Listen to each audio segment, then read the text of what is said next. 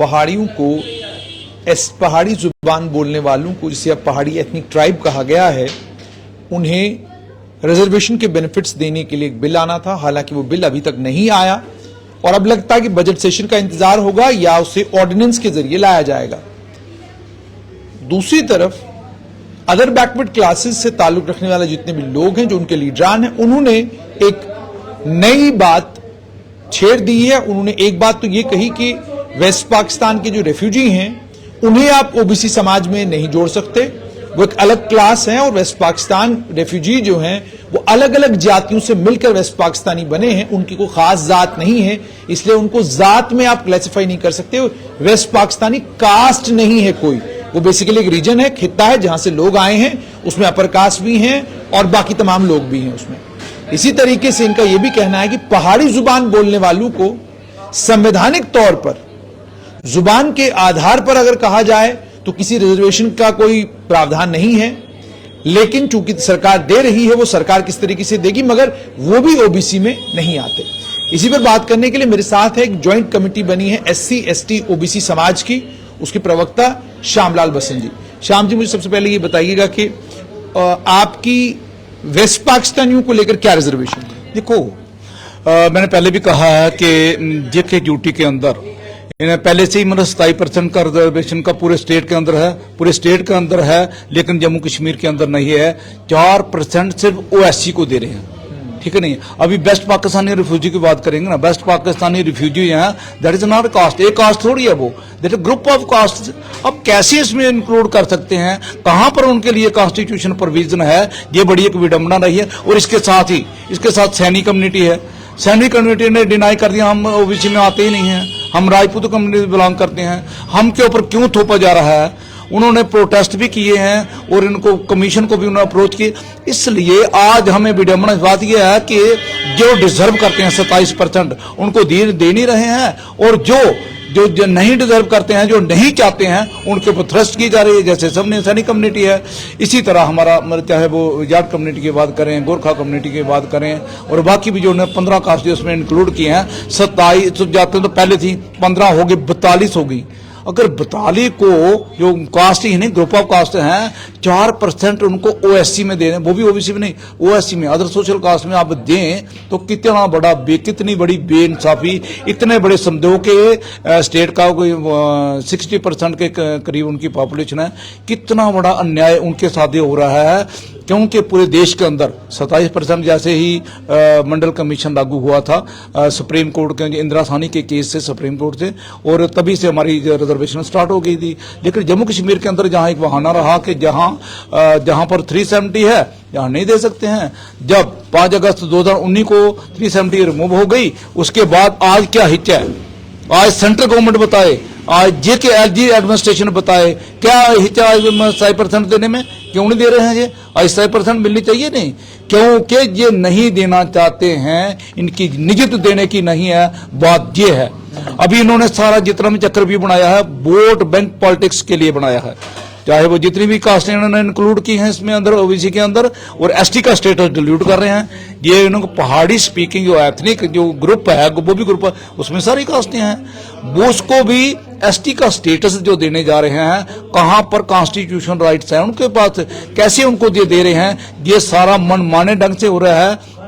चाहे सेंटर की बात करें, चाहे एलजी एडमिनिस्ट्रेशन की बात करें, ये जानबूझकर एससी एसटी ओबीसी को डिवार करने के लिए सारा षड्यंत्र रचा जा रहा है, और रच दिया है इन्होंने। ये बहुत बड़ी हम चाहेंगे कि कम से कम जो 27% रिजर्वेशन जो है थ्रू कंट्री है, why not in JK duty, जहां पर क्यों नहीं है। अभी कॉन्स्टिट्यूशन जब के जेके ड्यूटी में जो बनी है, तब से हमारे जितने भी कॉन्स्टिट्यूशन ऑफ इंडिया के राइट्स हैं, कॉन्स्टिट्यूशन सारे के सारे एक्सटेंड होते हैं जहां जेके ड्यूटी के अंदर, लेकिन वो नहीं दे रहे हैं, ना एससी को दे रहे हैं, ना एसटी को दे रहे हैं, ना ओबीसी को दे रहे हैं। रिजर्वेशन एंड प्रमोशन की बात करें, उसका स्टैंडिंग ऑर्डर है, प्रेसिडेंट ऑफ इंडिया का ऑर्डर है, पार्लियामेंट के अंदर पास हुआ है, दो ही पास हुए थे, एक इकोनॉमिकली वीकर सेक्शन का था और दूसरा रिजर्वेशन। इसको लेकर, ओबीसी को लेकर आपकी कभी लेफ्टिनेंट गवर्नर, उपराज्यपाल से मुलाकात हुई? आपको क्या सरकार की तरफ से बताया गया, कहां किस पोजीशन पर कहां पहुंचा है आपका ओबीसी का मसला? देखो, आज हम बताएं कि ओबीसी का बहुत बार हमने एक ही बार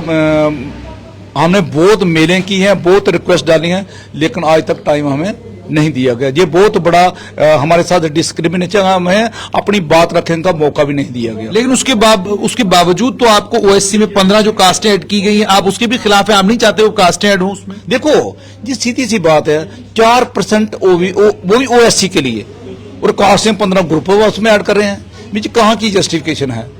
जो पहले 27% ओबीसी, पहले उनको 27% तो वो तो दो।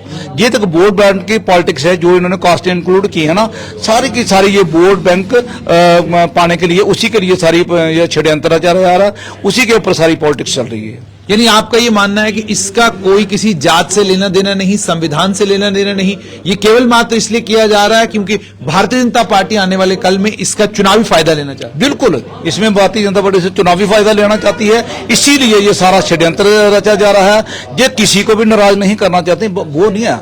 हम कह रहे हैं कि जिसका कॉन्स्टिट्यूशन राइट है उसको दो ना, जो भी मर्जी हो उसको मिलना चाहिए, उसका हक मिलना चाहिए। लेकिन हक किनको मिल रहा है?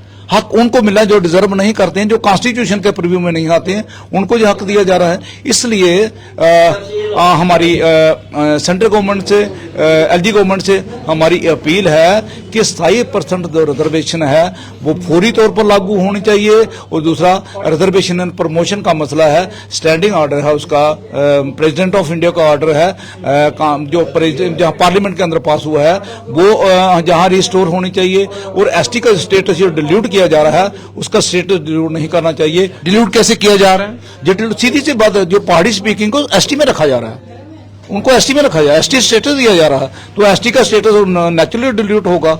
अभी कितनी कास्ट है उसमें, चाहे वो अपर कास्ट है, कोई भी कास्ट है, जो पहाड़ी स्पीकिंग जो एथनिक जो ग्रुप है उसमें तो सारी कास्टें हैं ना, वो एसटी का स्टेटस जो उसका सिर्फ। लेकिन वहां पर भी सरकार एक बड़ा अच्छा खेल खेल रही है कि ना तो पाकिस्तान के कब्जे वाले जम्मू कश्मीर के लोगों को उसमें डाला जा रहा है, ना ही उसमें वेस्ट पाकिस्तान के रेफ्यूजियों को डाला जा रहा है, जो बार बार, हालांकि पाकिस्तान के कब्जे वाले जम्मू कश्मीर के जो लोग हैं वो तो साफ तौर पर ये कहते हैं कि हमारी जुबान पटवारी है, अगर आपने पहाड़ी जुबान की बिना पर देना है तो हमको भी दीजिए। हाँ, देखो होगा ना जाए जेड बार का अगर पुंचर जोड़ी के उनके लिए पार्टिसिपेट, तो बाकी वाले नेचुरली आवाज उठाएंगे।